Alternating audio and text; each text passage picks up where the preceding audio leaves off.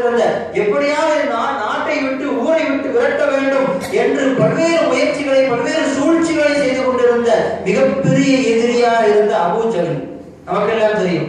அந்த அபூ ஜஹல் நபிகள் நாயகம் ஸல்லல்லாஹு அலைஹி வஸல்லம் அவர்கள் குறித்து சொன்ன வார்த்தை என்ன தெரியுமா?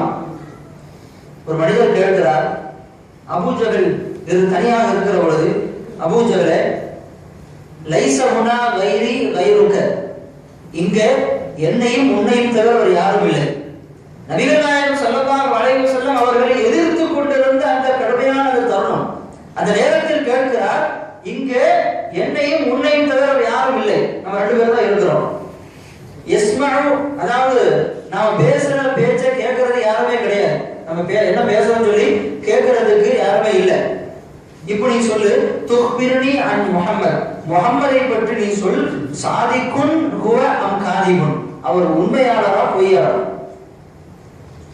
அவர் உண்மையாளரா பொய்யரா என்று நீ சொல் என்று நபிகள் நாயகம் ஸல்லல்லாஹு அலைஹி வஸல்லம் அவர்களுக்கு மிகப்பெரிய எதிரியாக இருந்த அபூ ஜஹலிடத்தில் இந்த கேள்வி முன்வைக்கப்படுகிறது. அபூ ஜஹல் சொன்ன வார்த்தை என்ன தெரியுமா? வல்லாஹி இன்ன முஹம்மதன் லசாதிகுன், அல்லாஹ்வின் மீது ஆணையாக நிச்சயமாக முஹம்மது உண்மையாளர் தான். வமா கதப முஹம்மதுன் கத்து, வாழ்க்கையில் முஹம்மது அவர்கள் கண்டிப்பாக பொய் சொன்னதே இல்லை, இதுவரை பொய் சொல்லி நான் பார்த்ததே இல்லை என்று அபூ ஜஹல் சொன்ன செய்தி வரலாறுகளில் பதிவு செய்யப்பட்டிருக்கிறது.